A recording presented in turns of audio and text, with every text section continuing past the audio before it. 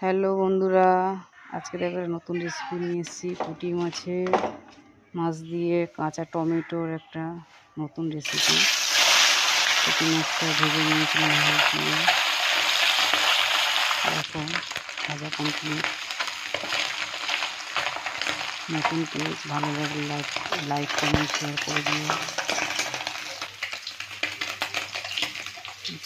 ভাজা হয়ে তুলে নিয়ে এলাম।